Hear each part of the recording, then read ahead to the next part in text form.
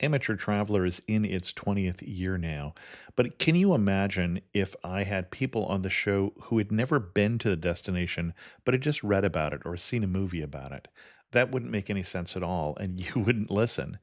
We all know how important it is to receive advice from people who know a destination to get the most authentic local experience. And a great option for experiencing this is Explore Worldwide and their authentic small group adventures, led by local tour leaders, perfect for solo travelers who want to meet like minded people with a desire for adventure. I'm often an independent traveler, but two of my last three trips were with small group tours because they organize everything and it's a lot easier. If you want to recreate the tour I did to Malta, they have a Malta and Gozo Discovery Tour. I'm intrigued by one of their tours called A Taste of Sicily. The company again is Explore Worldwide, and visit exploreworldwide.com to learn more. And thanks to Explore Worldwide for sponsoring this episode of Amateur Traveler. Hey, this is Chris from Amateur Traveler. I'm on a boat this week, and so there's not going to be a new episode. And so this is a rerun episode of one of my favorites, which is a conversation with Robert Reid about traveling to the Russian Far East. Hope you enjoy it. I got my bags packed on a roll. I'm heading out there, and I'm ready to go. Looking real good in my passport photo. Amateur Traveler, episode 406. Today, the Amateur Traveler talks about dachas and volcanoes and a really, really, really long train ride as we go to the Russian Far East. Got to sit in one more cafe. I know that I should be heading home, but maybe not today.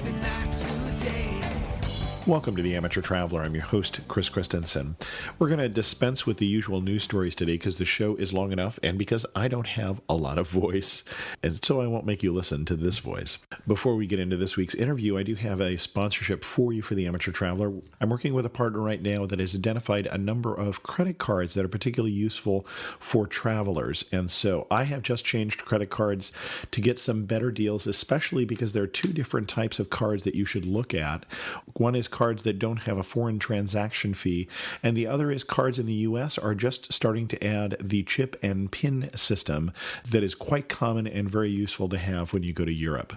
So if you are good with credit and it's a good time for you to look at changing credit cards, go to amateurtraveler.com/credit card to see some offers that I think you might be interested in. I'd like to welcome back to the show Robert Reid, who's come to talk to us about the Russian Far East. Robert, welcome back to the show. Thanks for having me. Nothing better than the Russian Far East, so happy to talk about it.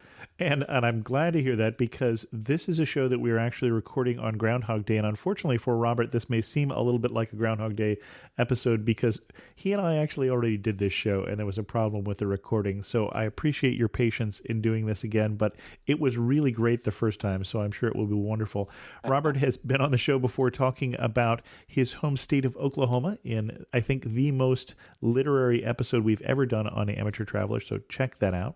And Robert, you are now a freelance journalist. Last time you came to us, you were the Lonely Planet editor for the USA. That's right. Last year, I left Lonely Planet. I also left New York. I live in Oregon, and I'm writing regularly for National Geographic Traveler, as well as a new column for Transitions Abroad and doing Freelance World and a little bit of consulting. So it's the big crazy world of freelancing. That's after like 15 years at Lonely Planet. And we'll talk about that a little more at the end. But first, we've got people starting to look at Russia here for the Sochi Olympics, which is coming up. But we're going a little further east than the Olympics are. Tell us about where you're taking us mentally here in this particular episode. Russia is big. It's a very big place, and I've spent a good chunk of my life there. I studied Russian in college and lived in Moscow and Petersburg the first summer of Russia in 91. This is on the other end of Russia. You're talking about going 7 time zones east of Moscow to the part that's really the Siberia of Siberia. In Russian, that's Dalny Vostok, which is the Russian Far East. And we're talking about an area about the size of the lower 48 that's east of Lake Baikal, which is kind of a famous natural attraction in Russia, curving over the border of China, actually extending as far east as almost to the face of Alaska up at the Kamchatka Peninsula, down to Vladivostok, which is just a little bit east of most of North Korea. Nagasaki, Japan is. You're talking very far east in Russia. And, I don't think I asked you this before, but what led to the interest in Russia in the first place? I mean, growing up on the plains of Oklahoma, you're pretty far from Russia culturally as well as physically. So why study Russian, and why the love affair with Russia even before you went there? I was a kid of the 70s and 80s, and Russia was a place that was really seen as something to fear. I mean, during the Cold War, for Sure. better or worse. I mean, this is before Sting made that ridiculous song, Russians. He sang, I hope your Russians love their children too, which of course they love their children too. And I just was really interested in the other, I think. I was interested in something that seemed forbidden, and I read Russian literature. I started studying Russian. I found it very alluring, the Cyrillic alphabet and the limited things that I knew about Russia. And that eventually led to visiting there. And when I started working for Lonely Planet, it was very high on my list to do something connected to the Trans-Siberian. I worked on that guidebook twice and signed on for the Russian Far East, way, way, way out there. And why should someone grab a dog-eared copy of the Lonely Planet Guide to the Russian Far East and head to that part of the world? I think that the Russian Far East is, in a way, it's like it's like the dot of the exclamation point. It's like the ultimate adventure, and that just little bonus. A handful of your listeners, perhaps, are going to do a once-in-a-lifetime trip and do the Trans-Siberian. And of those, only a trickle of the people that do that actually make it to the Far East, even though that's where the Trans-Siberian ends, going from 9,300 kilometers from Moscow to Vladivostok, because most people will go for several days. They'll go to Irkutsk, about two-thirds across Russia in the heart of Siberia, go to Lake Baikal, giant, massive lake that dwarfs the Great Lake, surrounded by mountains, all kinds of weird animals that live in it, just very clear and beautiful and amazing. And then they'll cut down to Mongolia and China. Logical itinerary. It's very logical. But if you take the Trans-Siberian all the way across and keep going east of Baikal into towns that were built specifically to justify a railroad out there, essentially, during the Tsarist era and also in the Soviet era, you have these towns that were just kind of created to look a little bit like European towns, like little Petersburgs of the East, but you're talking about 6, 7 time zones east of Moscow. It's the dot of the exclamation point. It's Russia at its edge. I like to think of the USA-Russia relationship, going back to your previous question, is, in a way, those two countries are the most similar on Earth, in a way, I find, because the United States is kind of an ideological country. It's a new country. It has an intentional capital that was built from scratch for that purpose, as is Russia. Both are transcontinental countries. Peter the Great created Petersburg to be in the fashion of a Venice and trying to remake Europe in Russia. And as these countries were kind of developing in that era, they eyed the West or the East in the Russian case. And so our Wild West and Manifest Destiny and going and exploring and really settling and conquering the lands of the West for better and worse in American history is very similar to how Russia developed and eyed Siberia. Vladivostok, the end of the line, means in Russian to rule the East.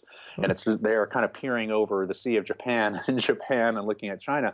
And that was really how they kind of fashioned their whole country and how it developed over the last 200 years. So you don't have to be a history nut to appreciate that, but it's for a completist, following the Trans-Siberian to the very end and seeing what happens. You're right above China. There are times you can get off in a town like Blagoveshchensk, and you look across the river and you see China. And if you have binoculars, as I did, you could see little Chinese kids over there swimming on the shore. And then you look around and there's Lenin statues and European architecture in the same birch trees that you might see in Petersburg. You feel like you're in Europe. It's weird. And so I just find that it almost is a waste to take that Trans-Siberian and then cut out before you reach its end. So the reason to go is to complete that exclamation point, I think, and see Russia to its very end.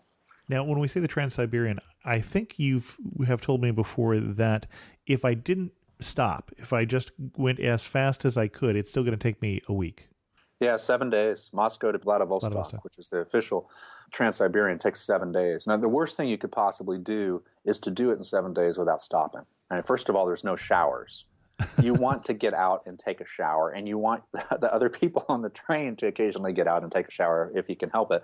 And also, you're in the middle of Siberia. You're in Novosibirsk and towns like Krasnoyarsk and Yekaterinburg, where the last Tsar was killed with his family and during the Russian Revolution. You get to Lake Baikal and then into the Far East. You want to stop a few times. If someone's planning like a 2-week trip to Russia, that would work perfectly for that kind of thing. You have 7 days of travel. You don't have to stop for long because it doesn't always. Russia is a difficult country, and sometimes it doesn't reward you to be in Novosibirsk for a week. It's not going to be the same thing as setting up in Lisbon or Miami for a week, but it does reward you for a day or two. Like you were out in the middle of this place in Siberia or Far East Russia, and then move on. So I do think it works really well, kind of in a 2-week itinerary crossing Russia.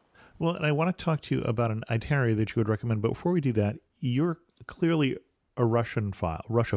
I don't know how to say that, but I'm trying to. I'm trying to understand how to say it too. I don't know what it is. Russophile, I guess. But you say that Russia is difficult.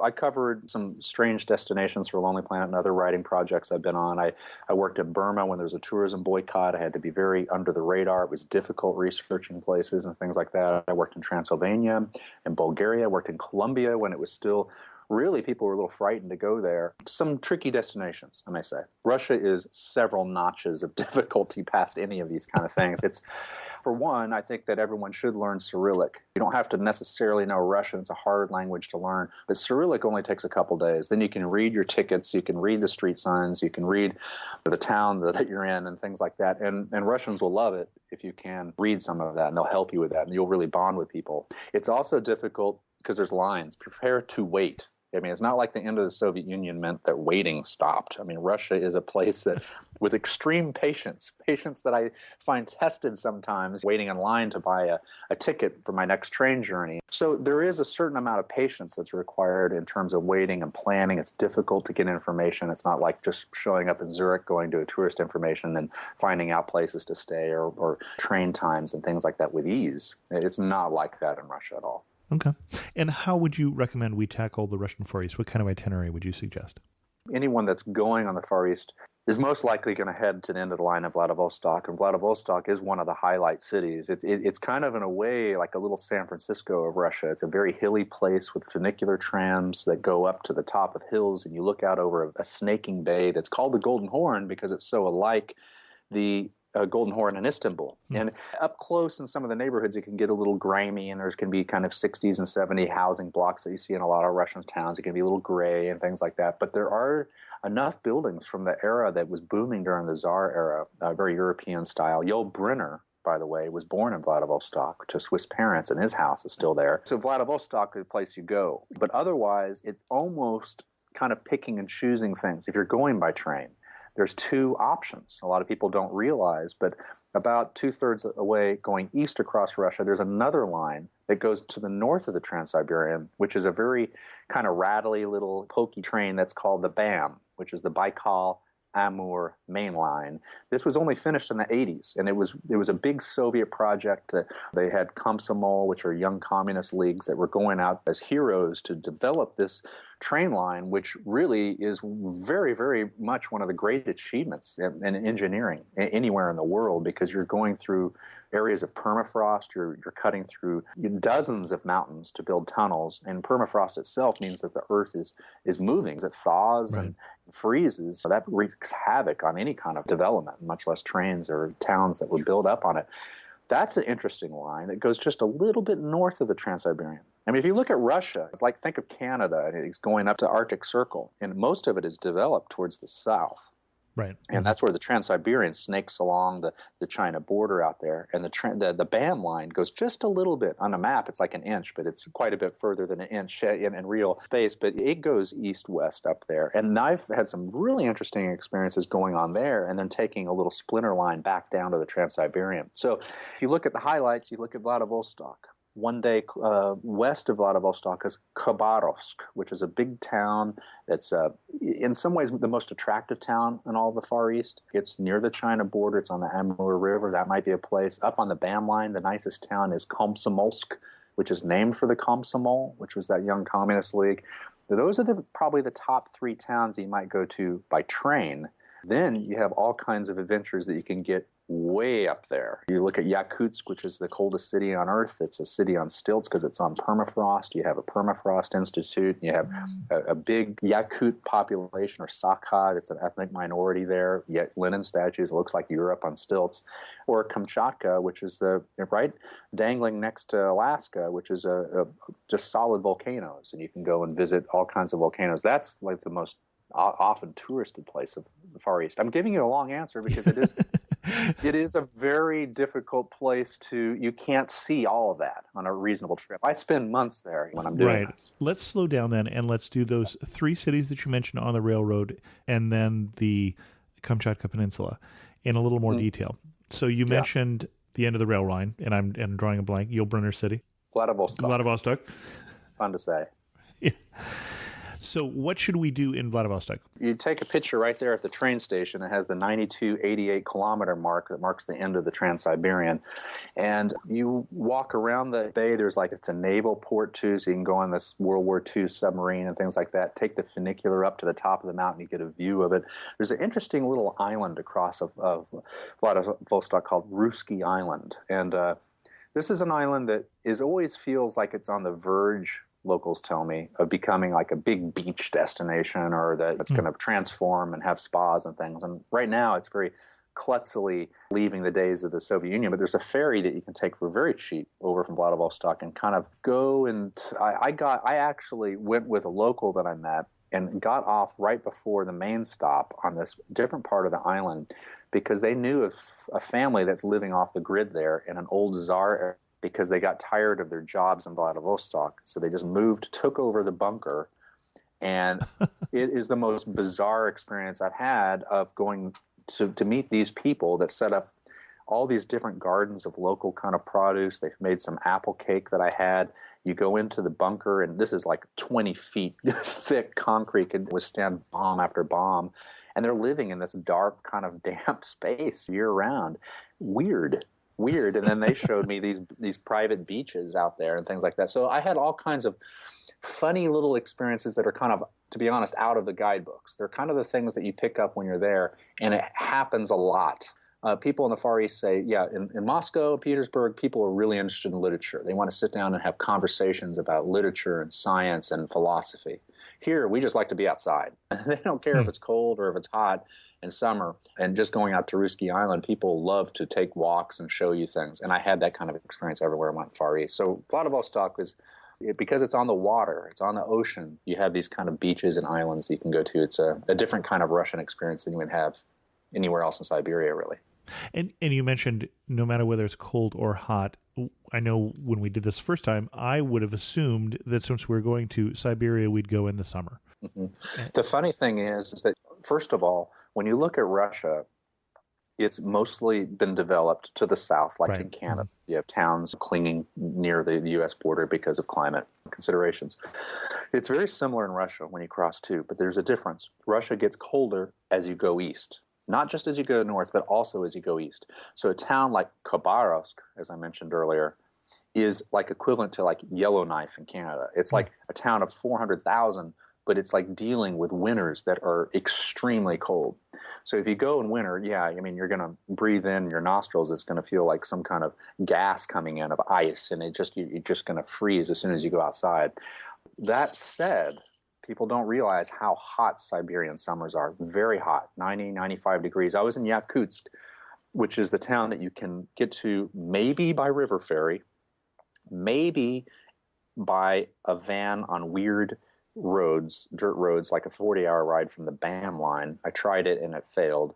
Or you fly in for a lot of money, $600-700 from Khabarovsk up to Yakutsk. You tried and you failed to get there. I tried and I failed. My driver couldn't quite figure it out, and after 4 or 5 hours of kind of circling around a town, this coal mining town, as high up as you can get any splinter of a train line towards Yakutsk, still a 40-hour drive, and eventually he gave up, so I gave up, and I ended up flying. So I had I've traveled a lot doing guidebooks and writing articles and things like that, and the biggest sick ailment that I've ever got was from heat exhaustion, dehydration, or just exposure in the coldest city in the world, Yakutsk. Yakutsk is like minus 25 in winter, minus 40 in winter, really, really cold. It's about 250,000 people there. And in summer, it's 90, 95 degrees. And I was out of commission for 3 days, just in a hotel, clinging to an AC because I was so just feeling heat just coming out of my body unlike anything. I was just completely out of it because I was had constant exposure to the sun because it's white nights there in June when I was there. And I never got away from the sun. And so how that will relate to anyone going into Siberia is that if you go in summer, even on the trains, those air conditioners you think you're not going to need in Siberia, but in the summer you do, but they click off when you stop, which is frequently.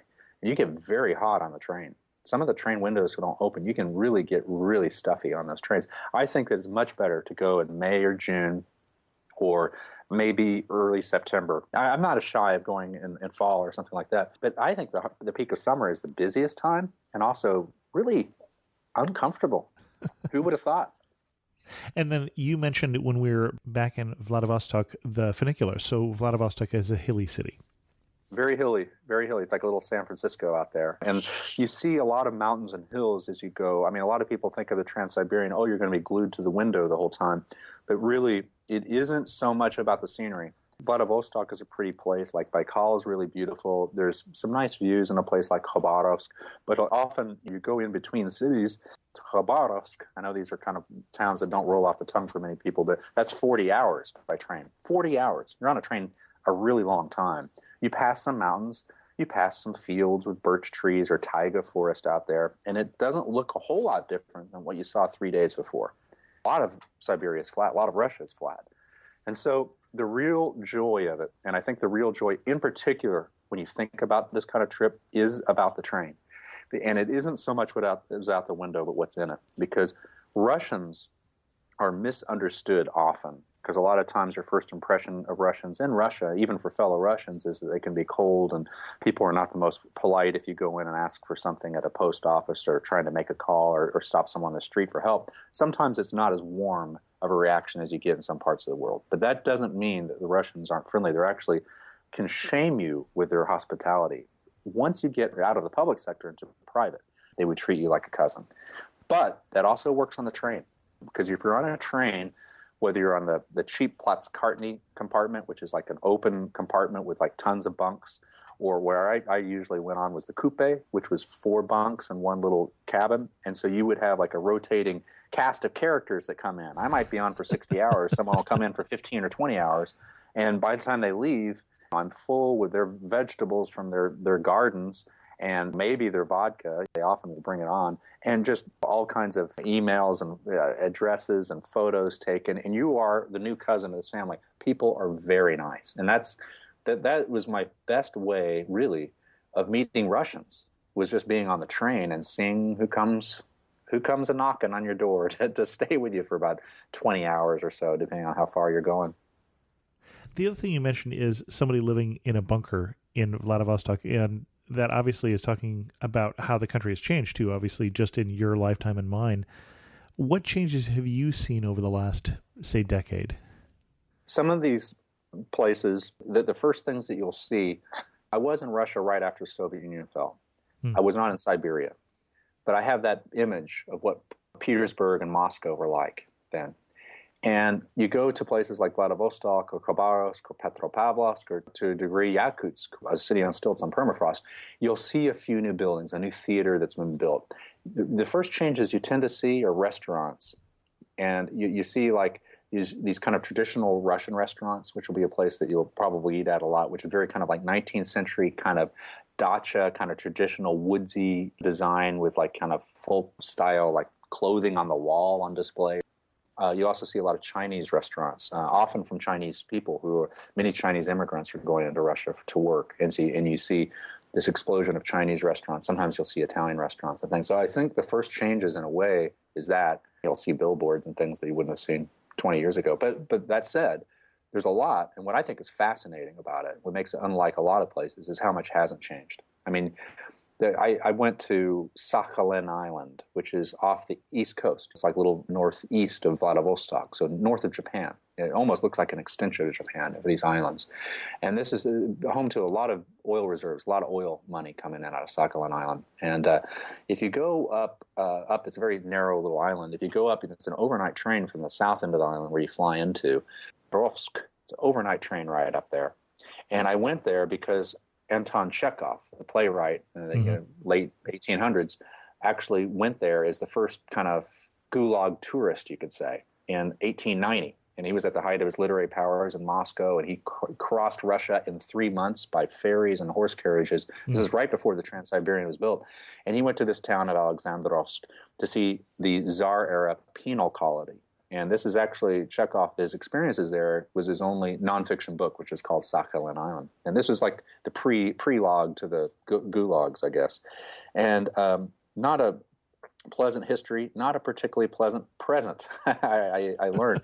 And what I bring this up is Alexandrovsk doesn't look a lot different, just a more dilapidated than it did during the Brezhnev era. I mean, you see kind of factories and kind of rotting carcasses of ships that have been just left when it used to be a port. You see these housing blocks with 10 feet weeds all around them and chipped mosaics of Soviet heroes outside. I did see one little factory, and it had freshly painted lettering on it on the outside that said USSR, SSSP, SSSR 1939 in fresh paint. But the Lenin statue is still there. It hasn't changed. I mean, there's nothing really that's been added except maybe a little grocery with like a Coca-Cola sign on it. It doesn't look any different. And what you see out in Siberia and in the Russian Far East is that during the Soviet times, these were places where the economy, because they believed that the natural resources was going to cause a boom, an economic boom out there. Right. But they lived off subsidies. And after the end of the Soviet Union, the subsidies really trickled down or stopped. And so these places are just frozen moments of a weird time in history, talking about the Soviet Union, really. And for better or worse, they're still there. Populations are going down, et cetera. They're struggling. And that's fascinating. There is a lot that hasn't changed. You see the Lenin statues. You see the Soviet mosaics there. You see Lenin and Marx Street, the street signs and things like that. And there hasn't been that much change. That can be depressing. Chekhov didn't have a great time at Alexandrovsk. I didn't really either. But it's that dot of exclamation point. It was fascinating to see that. Not for everyone, but I'm glad I went. I don't think I'll be back to Alexandrovsk, though, probably. And then you mentioned the restaurants is one of the things that changed. The other thing you mentioned last time we talked was North Korean restaurants. Yeah, there's a lot of North Koreans that went to various areas of the USSR. Some would call it as slave labor. I've seen it written as such, that were basically came in to work on the BAM train line that I was talking about, or developing some towns or mines, etc. Probably the biggest and most accessible North Korean population you can see is in Vladivostok, which is very near the North Korea border. In fact, a lot of Russians go into North Korea on day trips for the beaches, which I think is kind of hilarious. Beaches in North Korea. Americans can't do that, needless to say. But there's North Korean restaurants in Vladivostok, and I went to one that had, you go in, it's called Pyongyang, slightly outskirt neighborhood of Vladivostok. I got there by tram, very easy to get to. And there's two rooms, equal size, right next to each other. And one room is for the North Koreans, and one room is for the foreigners, including Russians and me. And so you're sitting in this other room and kind of trying to peek in to see if you can see the heads of North Koreans dining on bibimbap or whatever it was. And it was quite good Korean food, but I thought that was fascinating. Wow, I'm in this North Korean restaurant. I've never been to North Korea, and it felt like almost, to some degree, a proxy glimpse of what North Korea might be like. Excellent. And then you mentioned Russian restaurants, and when I'm in my Russian restaurant, I'm going to order what? Russian food can be expensive. Restaurants can be expensive in Russia. And if you have trying to hold on to a budget, don't be ashamed of going to a restaurant, ordering black bread, chorny chleb, which is very good in Russia, and soup. They have wonderful soups. I do believe that some hipster, this is an idea. One of your listeners should take this, and I want $30 for some free soup if they do it. And a streetcar vendor in San Francisco or New York or wherever of just Russian soups, because Russian soups are actually really underrated cuisine, I think. Shi is a soup you have all over Russia. It's like a cabbage soup with beef and potato, typical thing. You have a lot of fish soups in the Russian Far East, some of it around Baikal with amul, which is the white fish that they serve. People will be selling in foil, like smoked amul, on the train platform. So if you stop in some random town, you'll see this line of people beckoning you to get off and buy their smoked fish and things like that, which is always a good thing to do. But the soup's really good. You see a lot of like dumplings on the menu. You see chickens covered in various sauces and things like that. I never knew how to read the menu too well. My Russian's limited, so I was a little pick and point in some places. But I found that trying to save a little money, fill yourself up with good food, I went a long ways with those lunches of bread, soup, and go, rather than getting 3 courses and spending $40 or $50 or something like that. Excellent. Now, if I'm in India and I walk into a restaurant, I'm going to smell curry. If I'm in Russia and I walk into a restaurant, I'm going to smell... I think it's all dill. I mean, everything is coated in dill in Russia. You know, I love that about Russia. You know, it's like boiled cucumbers, everything's. It's like the first time I ever was exposed to dill. And I grew up in Oklahoma. We don't know what dill is. So in '91 when I was there, I was like, what is this? I smell this in the air. It's just just a hint of green on everything. Even ice cream, I think. Yeah, they should do that. I don't think they do. But dill and cucumber. Excellent. Now, you mentioned 3 cities along the train routes. The second of the 3 cities would be? Well, I'm going to talk about Komsomolsk. Komsomolsk, again, the Trans-Siberian line runs along the south border of Russia. Mm-hmm. And a little bit of a splinter line that crosses all of the Far East is the BAM line. And the best stop on the BAM, and you can do it north of Khabarovsk, which is a major stop on the Trans-Siberian. But up on the BAM line is Komsomolsk. This was created during the Soviet Union by young communist workers that went out to create the city from dust and basically justify the existence of this train line BAM, which is still losing incredible amount of money. In fact, Gorbachev, when it was finished in the 80s, blamed stagnation, which eventually led to glasnost and kind of the demise of the Soviet Union, on the building of BAM. But Komsomolsk is kind of one of the most attractive towns on it, and it looks like a little Petersburg with pastel and salmon and sky blue colored buildings that look faintly European. You're on the Amur River, this big wide river that has beaches, interesting art museums and mosaics, and you can stay at this so-called Khrushchev's dacha,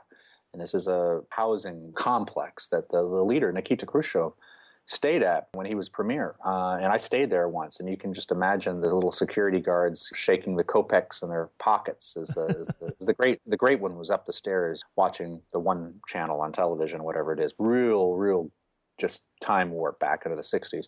So you go there, you can take these gulag tours. There's a lot of like old Soviet factories that are just sitting there.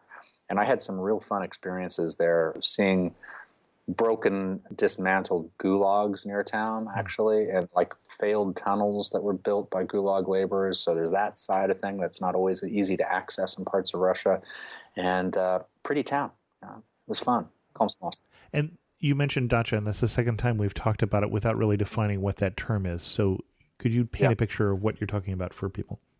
Dacha is the Russian dream. It's like people have their little boxy apartment in an urban-like place, and no matter where their home is, a little town in Siberia or in Moscow, they're kind of towns are built like little Hong Kong neighborhoods, very tight, small apartments all crammed together, despite the fact of how much space is around them. So a lot of people long for this dacha, which is a little country cabin, essentially, that's got a little plot of land around it, a little garden, and it's their pride and joy. You go stay in the dacha in the backyard. You have a little banya, or kind of a hot sauna, that they go out and strip down and throw water on the hot rocks and beat each other with birch leaves. I've had that experience. And it sounded good right up until they beat each other with birch leaves part. Yeah. When the giant man is breeze too, you take them down, and it starts beating you with, you're completely nude in front of this Russian guy with birch leaves beating you. Is this good? Should I be doing this? And they love, that's the thing. They're treating you like this kind of little lost nephew that, of course, they want to show you their dacha and have some of the frozen cherries that they saved from last season because you're there at the wrong time of year, and you crunch these cherries like ice, or they have fresh cucumbers or tomatoes you eat like apples, and then you go out to the banya and just boil. I was scared. I've never felt that kind of heat before, or birch leaves crashing against my naked body before, but classic Russian experience and fun, ultimately. Excellent. Anything more about that city before we move on to our third city on the railway? No, I think that's Komsomolsk is a place a lot of people don't know about, and if you do make it on the BAM line, and very, very few do, it's worth making it to Komsomolsk. There's a good travel agent there that can help you arrange tours of like things I was talking about, the gulags and Soviet factories and things. Fascinating. Really interesting place. Do you happen to know the name of the travel agent or how we could find? Nata Tours, Nata. The guy's name is Mikhail, and I met him both times that I was there. I'm sure that he has the same mustache. The last time, the website was Komsomolsk. Nata.ru. That's KOM, SOMOLSKNATA.ru, as in Russia. Excellent. And our third city was? Well, I mean, if you're going to stick on the railroad, you're going on the Trans-Siberian, going towards Vladivostok. An interesting place to stop is Birobidzhan, and that is about a day shy of Vladivostok. It's outside of the town Khabarovsk that I've mentioned a couple times, and this is in something called the Jewish Autonomous Zone. Never had heard of that before. Yeah, it's fascinating. I hadn't until I started researching this and going there, and it was a town that was developed when Stalin suggested it with a fist on the table, I think, of having Jewish Russians go migrate 6 time zones east of Moscow to this beautiful promised land, which of course ended up being a swamp. This is, I think, the late 30s, early 40s, perhaps. There was a wave of migration from Eastern European Russia there. And after many of the people that went there saw what was there, they left, and many of them ended up in Israel. There is still an active Jewish population there. There's a synagogue, there's a museum that talks a little bit about the history. And you walk out of the train station and there is a sculpture of a menorah. I mean, this is not your average Russian city. And it's a nice little place with kind of Tsar-era European leafy streets. It's all very walkable from the train station. You could stop off in Birobidzhan. You could dump your stuff off in the, a lot of train stations have this. There's a dom otticha there, which means guest house. And it's a little kind of nice little dorm hotel or guest house in the train station itself, which is convenient for short stops. One, because it's inexpensive. It's perfectly clean. It's kind of a window to the past because it's a lot of kind of rusts and brown color schemes that were popular in 1971, I think. But you can stay there, leave your bags there, and then go in, see the town for a little bit, and head off. Birobidzhan is actually really manageable because it isn't too big, and it's just like one of those stories that really justifies getting off that train in Russia, because you see these intentional towns that were built under weird circumstances like that, and it's just like something you just can't see anywhere else. It's like your reaction is what my reaction was. What? There's a Jewish autonomous zone, 6 time zones east of Moscow and like just north of China? What? What is this? Went to the synagogue and I saw a bit of a service there. I got a copy of the newspaper. They have a little newspaper. And what a fascinating experience. Again, not for everyone. I mean, this isn't Tuscany, but it does reward people that are willing to explore that far end of Russia. Excellent. And then you had mentioned 2 other places, and the first which let's talk about would be Kamchatka. Kamchatka is really probably the biggest destination of the far east of Russia, and it's very far removed of everything we talked about. I mean, you're talking about a vast area of marshes and mountains and forest, and it goes all the way up into the Arctic Circle. And then towards the northeast, it kind of comes down into like a Florida-like peninsula right across from Alaska. And that is in the heart of like the volcanic zone, really. In Kamchatka, the name of the peninsula, the city is Petropavlovsk, which is a naval port. It's backed by mountains, a stunning scenery, big bay. You can take little cruises of the bay and things like that. The town itself is very spread out. It's not always beautiful when you're in it, but it's beautiful to look at it if you look out over the bay and back toward the mountains. But that's the hub to go up into where there's grizzlies on lakes, and you see grizzlies feeding fish, and sometimes geologists that are getting too close. And going up to all these different kinds of volcanoes. I went to Tolbachik, which erupted in the 70s, with a geologist who was actually studying it during the eruption. There's actually several peaks. One of them is covered in snow, and I fell off the path into waist-deep snow one day. And the next day we were going up a red cone of dried lava where you can still see vapors that looked like Mars. I have never seen anything like it, and they were right next to each other. Fascinating scenery, unbelievable, unbelievably rewarding, but difficult. I mean, you have to go out on these 6-wheel drive former military vehicles out over hardened lava for hours and hours to get to these places, and you do need to take an organized tour. There's no way you can do this on your own, and they're not always cheap. And who did you use for the organized tours that you've done in the area? Lost World Tours is based in Petropavlovsk. They're really well organized. They speak English, and that puts them at a far greater advantage than most travel agents around Russia. NATA Tours and Komsomolsk, I mentioned earlier, also speak English and very organized. That's a rarity in a lot of these places. Very hard to get information and plan these tours unless you have some kind of middle person that knows the Russian, and it can be difficult to get information. But Lost World Tours in Petropavlovsk, I took a couple trips with them and with a couple others, but I recommend Lost World the most. I thought they were the most organized. Excellent.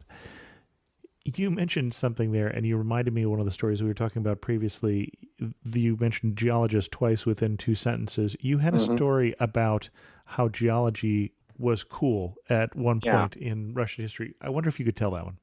You look at Yakutsk, a town I mentioned to a couple of times on permafrost, and this is an amazing story. It's a city of 250,000 people on permafrost that's no way to get there by train or really by road. And the river itself, the ferry is irregular, it freezes. You have to, it's weird. Anyway, I met this very glamorous woman, looked like she was wearing Prada, she's running an Italian restaurant. And she came in the 70s as a geologist. Last thing I expected her to say, she said, "Oh, yeah, in the 70s, of course, I wanted to be a geologist. It's the most romantic thing you could possibly be. A geologist, a Soviet geologist, and go out into the heart of Russian Far East and Siberia and freeze in the winter and learn about this country." Now, this, by the way, Yakutsk has a lot of diamonds, so maybe that enticed her too. But yeah, geology and science, it's like Novosibirsk, which is actually in Siberia, in the middle of the country, has a whole wing of the city that still exists called Akademgorodok, which is Academy City or Academy Town. And it's all these science institutes that itself was itself a city. And that was the number one place for scientists to go in Soviet times. And you meet all these people on the train. I had like science professors there, and some of their students would be walking by the train and paying ultimate respect to this guy that's still in Akademgorodok, the academy town of Novosibirsk. So there's a real commitment to science that lingers from those Soviet times that you see. Yeah, not exactly what we would consider romantic in the States in most time. No offense to geologists, of course. You have spent months in Russia, and including in this part of the country. Does it still surprise you? The one thing I say to people that are thinking about this trip is that this is going to be a really hard trip. There's going to be times on this trip that you see amazing ugliness in grim neighborhoods and cities, and you feel far from home. And there'll be times that you see this stunning beauty, and there'll be times that you have these amazing connections with people. But there will be times that you go, why am I here? And Ian Fraser wrote about this in his book, Travels in Siberia Better Than I Could. And he called it Russia Love, Russia Love. And that it is basically, it's good and horrible at once. It's both great and horrible, Russia. You have to give up trying to reconcile the difference. It's both of those. And so when you say if there's a surprise, it's that when I'm there, there's moments that are harder than any travels I've ever had in my life. And there are times I'm going, is this worth it? It's expensive and difficult. I feel alone. And then you get back and you get this itch for the place with the taiga forest out the window, the guys with leather jackets and tattooed knuckles that end up crying over meeting you and having to leave and saying that they're going to remember you for all time. And that's not what you expected as a reaction to these people. And you want to get back in it. The surprise of Russia is just constant. It's just this amazing, it's a great country. It's a great culture. And it is misunderstood. And the surprise is there that no matter what, and if you look at these things, stats that says acceptance of foreigners and that Americans have a 22% favorability, things like that, and it's just not what happens. And you find that in travel everywhere. And you find it in Russia. The surprise is just, at least for some of us, that Russia love that just grips you, and that despite those instant rewards you can have traveling in places, and you go to some Tuscan villa and there's this fantastic meal and you look out and see the sun dip on these hills with a 14th century cathedral and the vineyards going to the horizon, immediate reward. And Italy's not always an easy country. Russia's difficult. It's elusive to find that. But that Russia love is the surprise because it grips you and it just doesn't go. I'm looking. I got a Soviet clock right here that hasn't worked since like 1978. Right here next to my computer. I'm looking at this thing. And whenever I see this thing, I think of Russia love. And it's this funny alarm clock that literally hasn't worked since Brezhnev died. It's Russia love, if it's a surprise. It's within me. That's the surprise Russia has. Well, in Brezhnev, as I recall, died from a cold, right? You have to watch those Russian colds. I have a cold too, so I better wear a scarf and a hat. When you mentioned your clock, are there any pictures that you took that bring back Russia to you, especially the Russian Far East? I can think of a lot of photos right off as soon as you say that. I think of the volcanologist, a word I never used before, when I'm up in Mount Tobolsk in Kamchatka, and the most dramatic mustache. This is a mustache of the 19th century. This is a mustache that should be in a museum. And there's Sasha with it, long kind of stringy hair, looks like the bass player of the Scorpions. No shirt on. Of course he doesn't. And there's just snow everywhere. This is the great Russian mustache of all time. This guy up there in total snow and has his shirt off. And I think about being in Yakutsk, I was talking about. A third of that city is Sakha. It's an ethnic minority that is descended, they believe, from Genghis Khan's, either with him or fighting against him, up from Mongolia. Mm-hmm. And I went to a festival, great festival for the summer solstice called Issyk. And I went there, and there's these teepee-like sculptures, and there's throat singers, and there's like traditional tug of war, and all kinds of things that I couldn't begin to understand. I'm the only foreigner there. No Russians are there.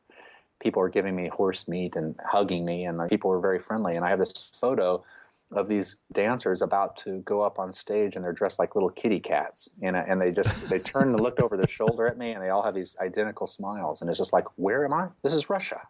Really? There's a lot of things like that. It is about these kind of people connected with where they are. They love to be outside, as I said earlier.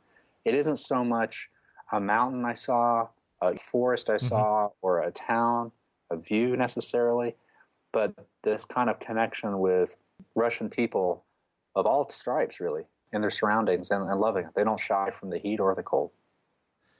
You have been there for months. I have never been there.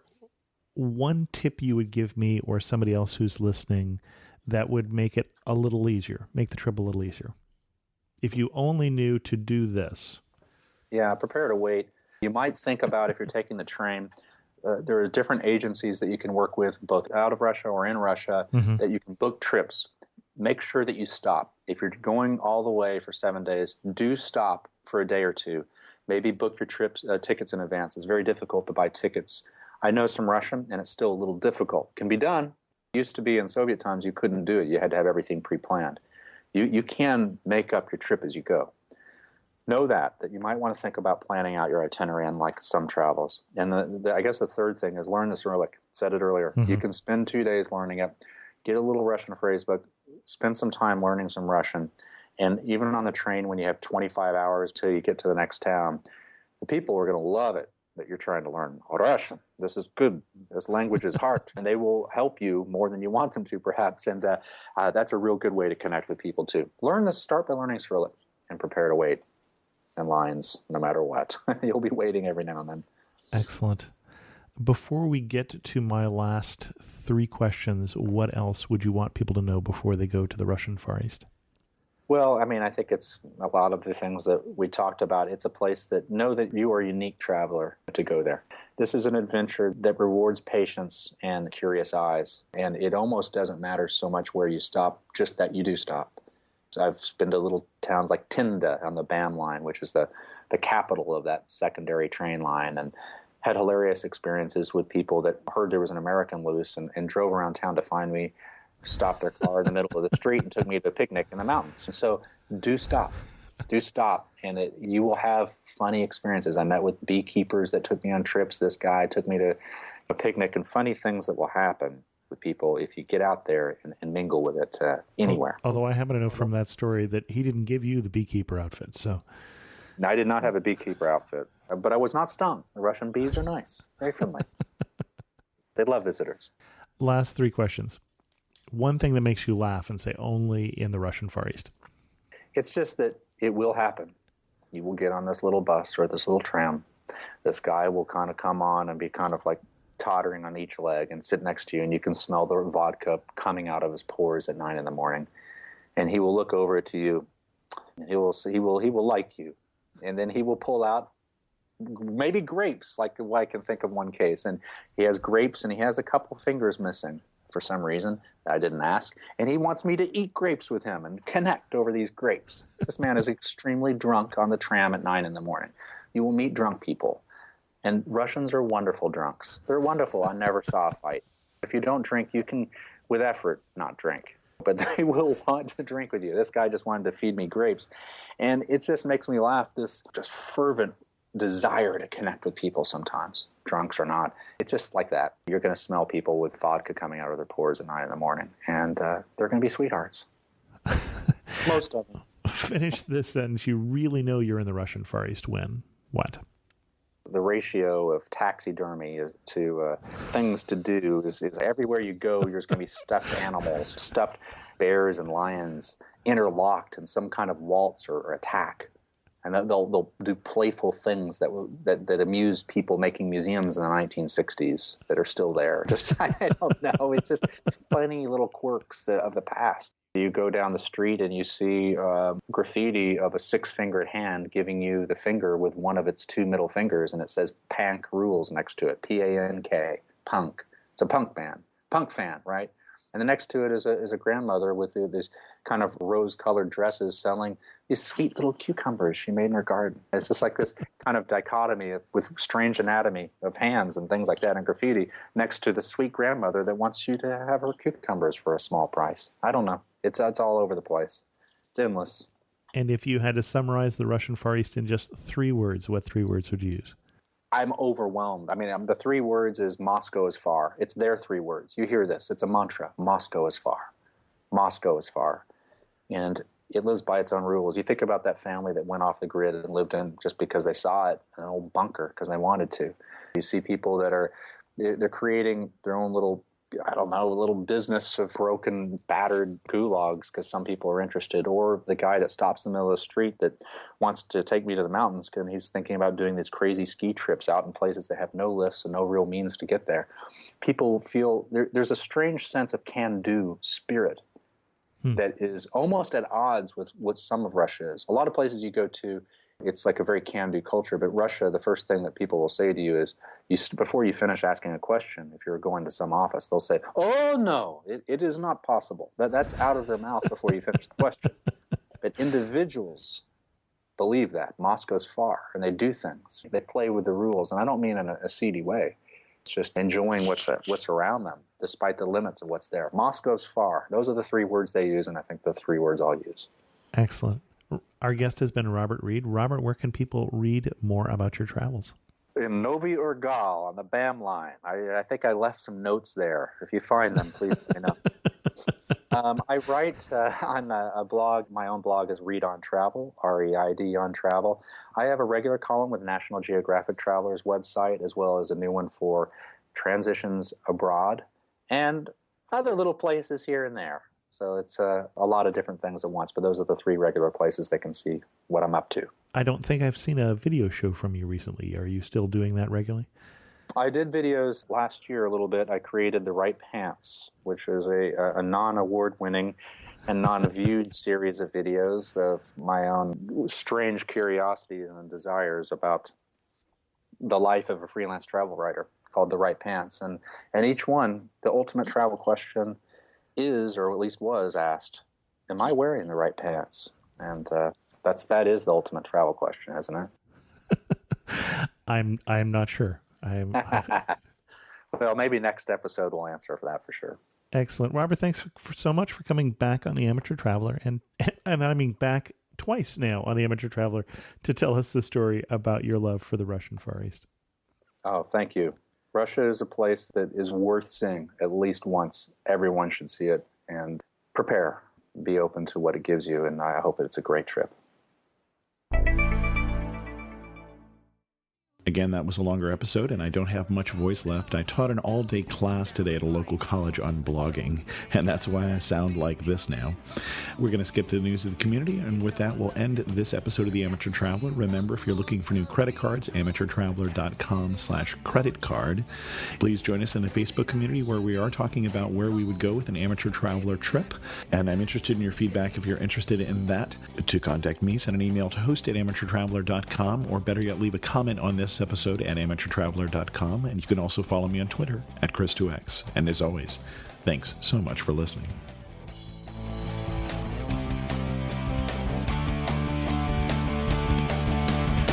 I got to see one more cathedral. I got to sit in one more